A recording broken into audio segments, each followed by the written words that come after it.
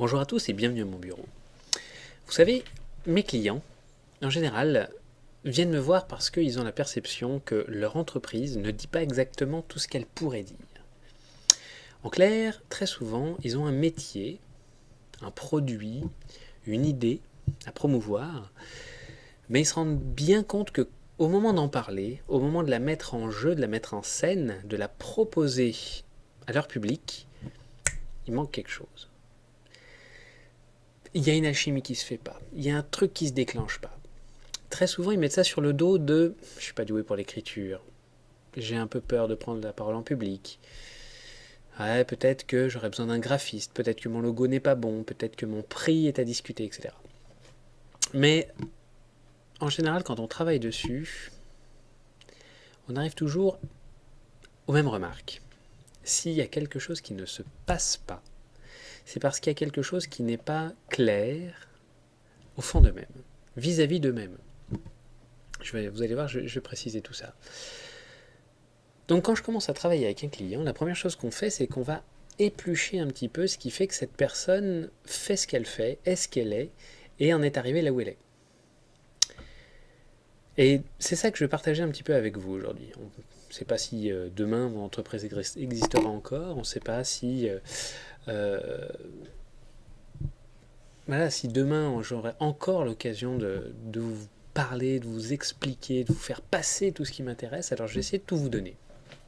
Vous allez voir, finalement, dans le principe, c'est assez simple. Après, c'est la pratique qu'on en fait, c'est l'échange qui fait naître les belles choses, mais sur quoi je base une marque de telle sorte qu'elle devienne marquante?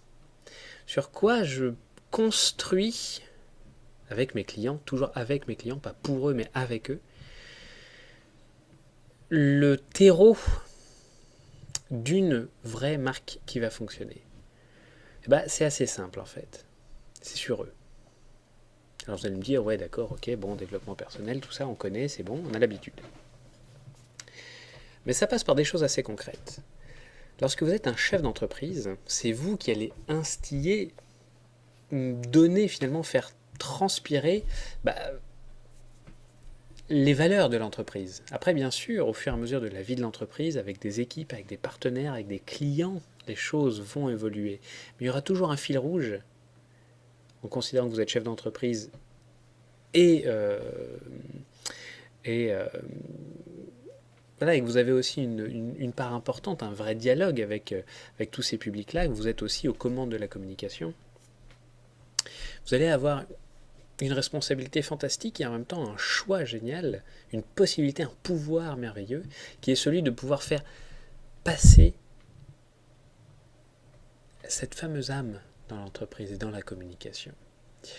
Alors sur quoi je me base? Je me base sur des choses finalement assez... qu'on a tous en nous. On a tous vécu à un moment dans notre vie, un moment où quelqu'un vous dit un truc, vous dit, tu sais, il faut que tu saches. C'est si j'étais toi. Un bon conseil, fais ça. Ça peut être des parents, ça peut être des amis, ça peut être des professeurs, ça peut être des collègues, ça peut être des managers, ça peut être un type qui faisait la manche dans la rue, qui vous balance une phrase qui vous atteint en plein cœur et qui vous restera en tête toute votre vie. Ces phrases-là, elles sont extraordinaires, elles sont hyper puissantes, elles sont hyper riches. Peut-être que c'est des phrases toutes simples, peut-être qu'elles n'ont pas une portée symbolique fantastique pour les autres, mais pour vous, elles font sens. Et c'est ce sens-là, cette alchimie entre ce que vous êtes et ce qu'a fait cette phrase qui va nous intéresser. Ça, c'est fort, ça, c'est bon. Pour mon cas personnel, j'ai eu une prof de stratégie de communication absolument fantastique. C'est elle qui m'a donné envie de faire tout ça. Et qui nous disait, lors du dernier cours qu'on a eu, au moment où on partait, où on allait vers notre vie professionnelle, elle nous disait deux choses. Elle nous a dit deux choses au moment de nous lâcher. Elle nous a dit, soyez intelligents et n'oubliez pas que rien n'est impossible. Deux phrases qui, si vous n'êtes pas moi, vous paraissent parfaitement banales. Mais pour moi, c'était pas banal parce qu'à l'instant où elle l'a dit, moi, un mois après, je devenais papa. J'avais tout un tas de choses qui allaient se passer. J'entrais dans la vie professionnelle en même temps que j'entrais dans la vie dans la vie de père, etc. Plein de choses comme ça qui font que quand elle l'a dit, ça a fait vibrer tout un tas de choses hyper fortes chez moi. Et le fait d'avoir ces phrases sous la main, de les garder toujours auprès de moi en tant que dirigeant de mon entreprise, elle m'amène à d'autres strates, d'autres possibilités dans ma réflexion et dans ma communication. Et pour mes clients, c'est exactement la même chose. Et pour vous, c'est probablement la même chose aussi. Vous avez forcément des phrases qui vous ont construit. C'est sûr. Ces phrases sont fortes. Il faut les noter. Il faut les garder. Moi, pour vous donner un de mes petits secrets, sur mon ordinateur, j'ai un dossier dans lequel il y a un PowerPoint. Et ce dossier s'appelle Fontaine de Jouvence. Ça veut dire qu'à chaque fois que je me sens mal, que j'ai des doutes, que je suis fatigué, que je ne sais pas où je vais, que voilà, qu'il y a un truc qui ne va pas, je sais que je peux compter sur ce dossier avec ces phrases. Dans un PowerPoint, donc un PowerPoint, c'est écrit très gros dessus, il y a une phrase par slide, et ce sont des phrases qui sont hyper importantes comme ça. Des phrases de mes parents, d'amis, de professeurs, donc, voilà, qui me portent et qui me permettent de remettre du sens dans ce que je fais. Ça, déjà, c'est le premier pilier très fort sur lequel je m'appuie pour construire une bonne marque. La deuxième chose, ce sont les gestes. Ça, c'est un truc auquel on pense en règle générale encore moins parce qu'on est très en dehors de nos corps, mais c'est pourtant absolument fondamental. Les gestes qu'on a eus pour vous, ça peut être une main sur l'épaule, ça peut être un coup de pouce, parce que ça peut être un geste au sens figuré aussi. Ça peut être énormément de choses, mais ces gestes qu'on a eus pour vous, ils ont aussi une force fantastique. Si vous étiez un moment dans la galère et que quelqu'un vous donne un coup de pouce, vous permet d'avancer comme ça, alors ça vaut le coup parce que ça vous marque profondément. Peut-être que en ayant ça en tête, vous aurez à cœur de renvoyer l'ascenseur, peut-être à cette personne, peut-être à d'autres gens, peut-être que vous venez d'un milieu difficile et que quelqu'un à un moment vous a permis de vous en sortir, alors peut-être que vous aurez à cœur d'en faire sortir d'autres. Vous voyez déjà la force de ce genre d'expérience, de ce genre d'éléments pour une entreprise. Après les gestes et après les paroles, il y a bien évidemment aussi ce que vous aimez faire. Quelles sont vos grandes passions ? Est-ce que c'est un sport ? Est-ce que c'est une matière artistique ? Est-ce que ce sont les voyages ? Est-ce que ce sont... Voilà. Il ne s'agit pas juste de dire comme en bas du CV, vous savez, dans hobby, lecture, cinéma et voyage. Il s'agit d'avoir vraiment quelque chose de viscéral, quelque chose de très fort. Si vous lisez, je crois que c'est l'entreprise du bonheur, vous aurez un moment l'auteur, qui est aussi un entrepreneur à succès, qui explique qu'à un moment, il a eu une idée géniale alors qu'il était en pleine ascension de l'Everest. Il se passe des choses fortes dans vos passions.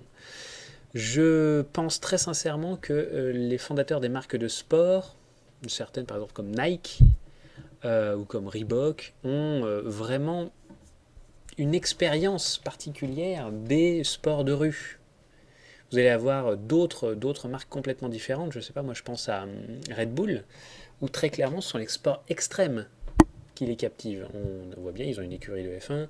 Ils ont sponsorisé il y a 2 ans, je crois, le plus haut saut en chute libre du monde, puisqu'il y avait un bonhomme avec tout un scaphandre, etc., qui a sauté...